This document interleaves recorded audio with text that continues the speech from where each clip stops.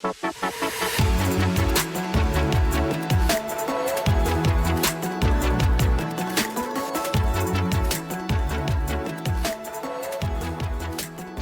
we're going to add the leaves to the side branches. It's going to be fairly similar to some stuff that we did with just the side branches itself, adding it to the main branch.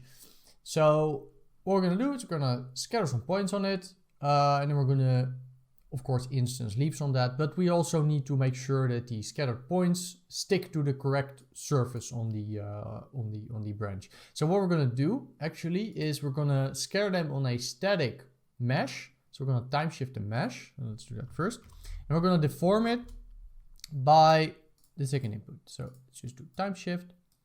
Let's delete the frames here. Let's put it to, like, let's say frame 200. So at least sure that's the end of the animation. I mean, I don't think it changes after that. You can put it whatever you want, as long as it's the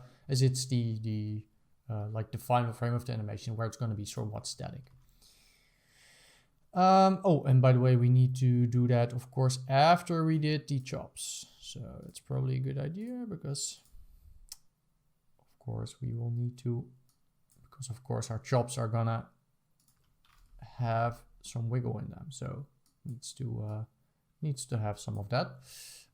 So let's let the time shift. Now let's scatter some points on it. Oh, and we only want to do this on the side branches, by the way. So let's make groups. So group. Just call this one sides. So maybe what we want to do just is after this time shift, let's put a delete. Just make this stuff a little bit bigger here. Let's put a delete and delete non-selected on the side. So we're only doing it on the sides now. We're going to scatter some points, just a couple. And now we're going to put a point deform. So what a point deform does, let me just put it down.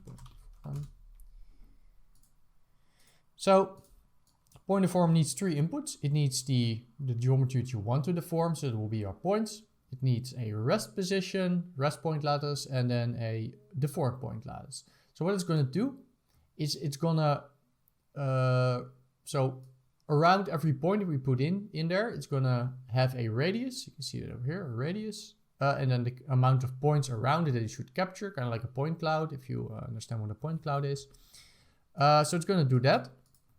And then if it finds something, then it's going to look at the static rest position of the second input. And it's going to deform it by the animation of the third input, if that makes sense. So let's put this thing in here. So the time shifted version, we're gonna put it, oh, by the way, let's do the delete before the time shift. Right, so we're gonna put the time shift because it will be the rest point lattice. So that's the static version where we scattered the points on. And then the form point lattice will be the other one. All right, let's just have a look. This already seems like it works. Might need to, yeah, okay, we need to tweak it a little bit. So probably need to say, look for less points maybe. Let's have a look. So what it's will do with the minimum maximum points, it's gonna look around in a radius of around 0.1. And this is gonna say how many points should it look for, and then it's gonna sort of average out these positions. So it's gonna ask its neighbors like, oh, what's your position, and it's gonna average it out.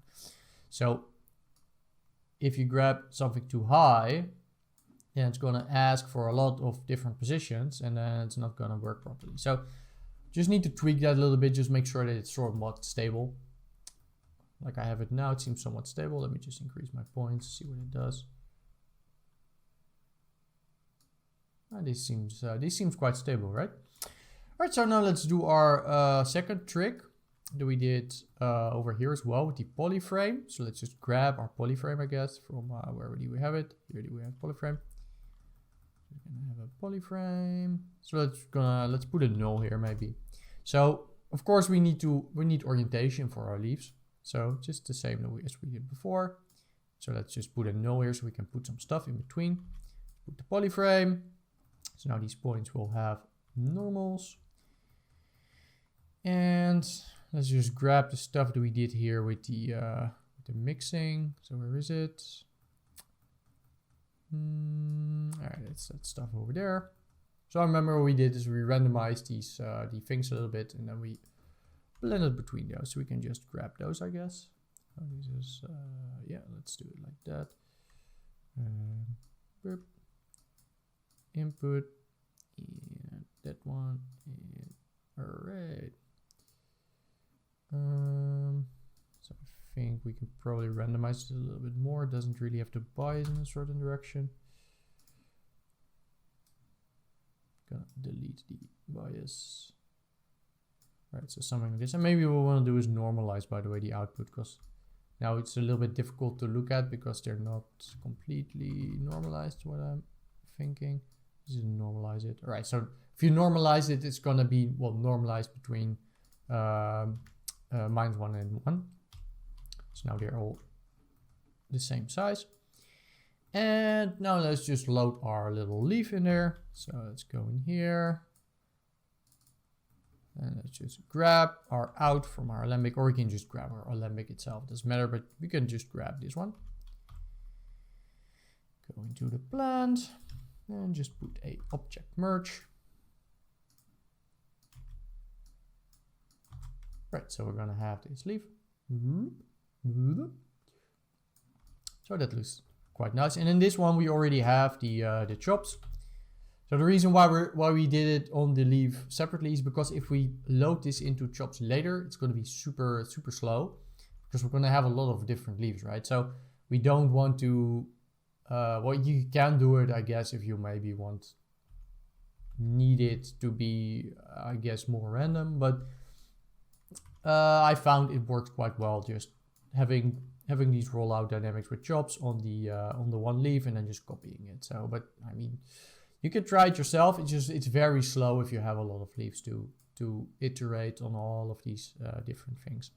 So I prefer to not do that. Right, so let's say copy 2 points. I'm gonna copy 2 points to the stuff, pointer form.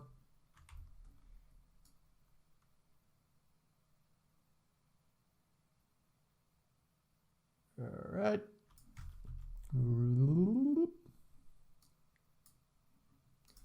Right, so that seems to work. Let's just merge it in already to our original plant. Where is it? Yeah, let's merge it in with our sweep. Let's hide the normals.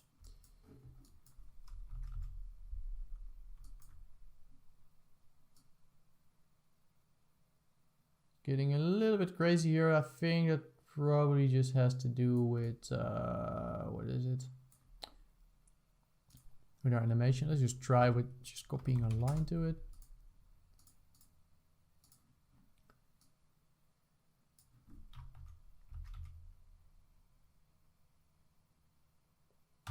Okay, there's some weird stuff going on. Maybe we need to tweak the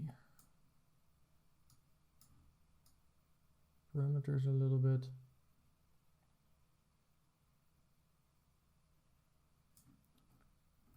Let's have a look. So this seems fine. Oh, what we probably also need to do first is just let's carve a little bit on these things. So we don't want our leaves to appear on the very beginning of our branches, else they would be very close to the original things. Remember, that's what we also did before, so we're just carving. So then we're gonna have a specific point where we can sort of stick these.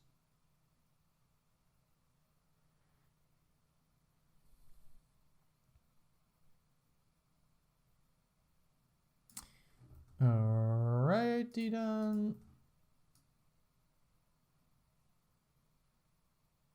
Yeah, okay, that works. So the main thing is because it's starting to roll out here, right? So that's why it was looking a little bit weird. All right, let's just put our alembic on it again. And we can do our time offset, right, with the alembic frames. So let's just call this one set intrinsic. Just copy that and put it down there.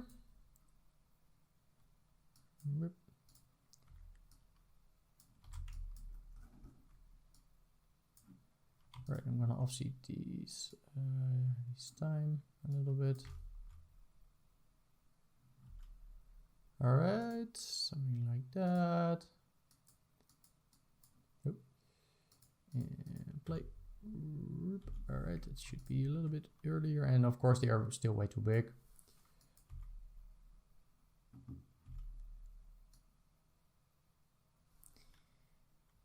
Okay, so we probably want, because now it seems like it's doing it based on, doesn't really seem to have a random curve view.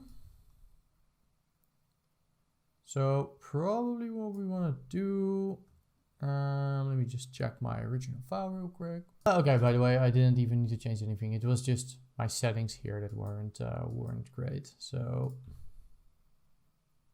it actually already makes, already works quite well. So something we do need to change is we need change the P scales a little bit, because of course they're way too big down here at the end.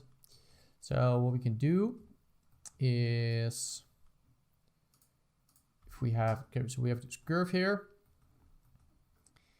and this thing should have a curve U. So we can probably say that, does it have a P scale already? It already has a P scale, but so it inherited P scale from the upper thing, right? Because we already have a P scale down here. Let's just do a wrangle and just say f at P scale times equals at curve U. All right.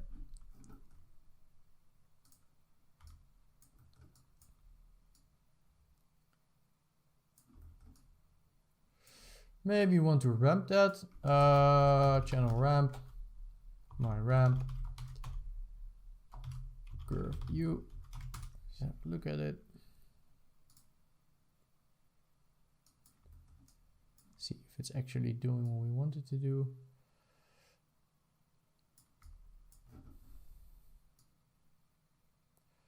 Okay, so it doesn't seem to use the curve U from the individual curves. So what we want to do here, I'm going to generate a new curve U attribute.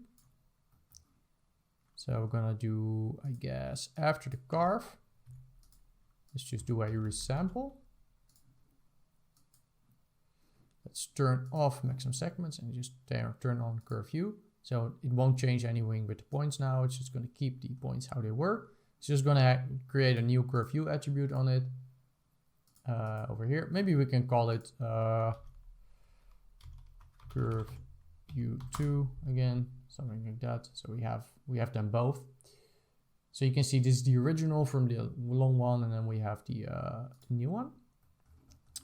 So these are going to be for every curve, they're going to be 0 to 1, and the other one was like this. Right, so then in our ramp, let's say curve U2.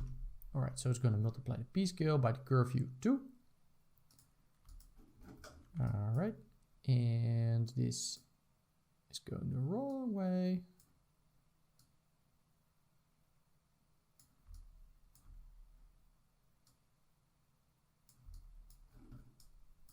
Right, so you can see now across the curve, they're going to get smaller.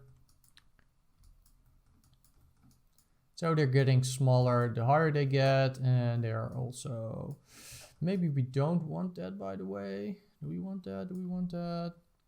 Let's just first set our P scale ourselves. P scale equals.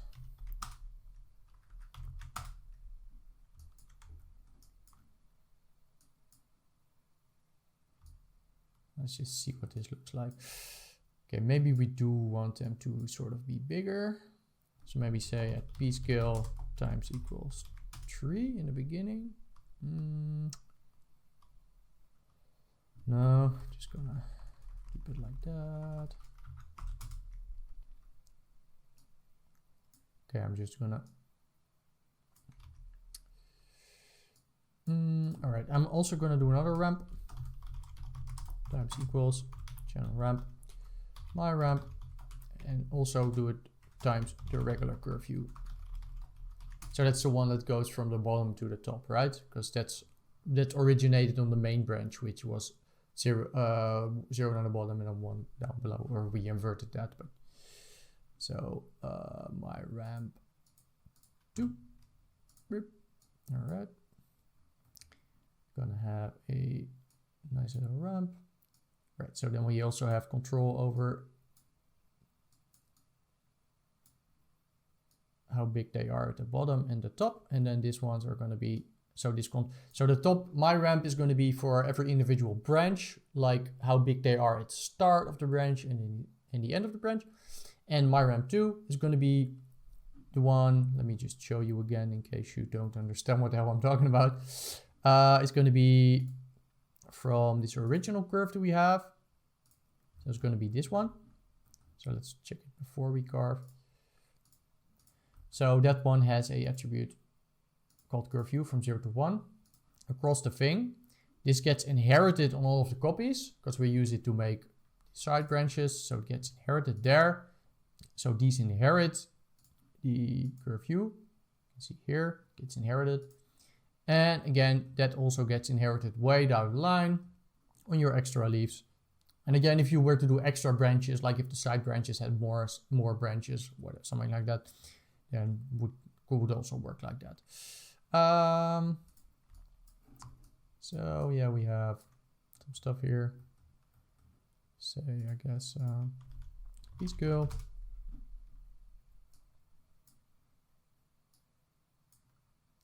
And I do want them to be a little bit bigger at the ends.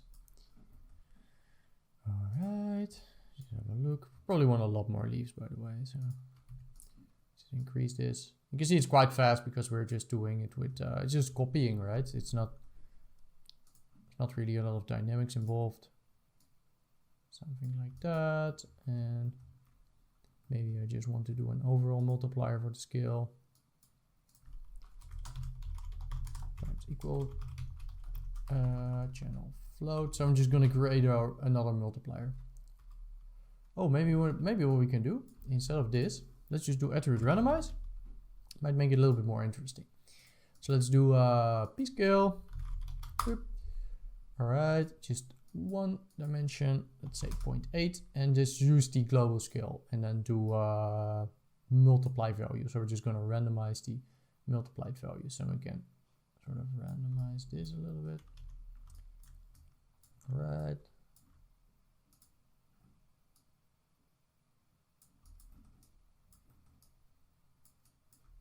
And probably from now on, it's mainly just tweaking some stuff that we have. But our main plant is technically done. So this is gonna think a little bit. So I'm just making these top branches a little bit longer. I can say I just want a little bit more branches. Let's just say let's do 22 or something. All right, looking good. Now let's change the sweep here, make it a little bit thinner.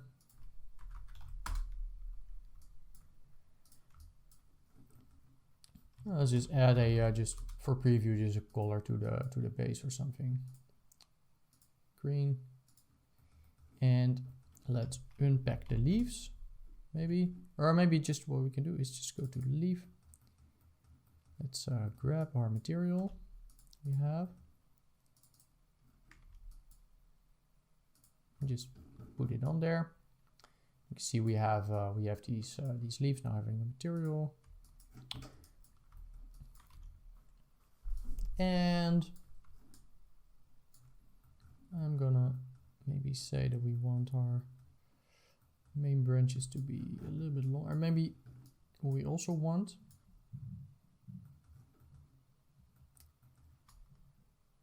is to maybe add a little bit of noise somewhere, because it's a little bit static maybe on some places. So maybe add some noise to the overall shape of this thing, because right now, I mean, it's working.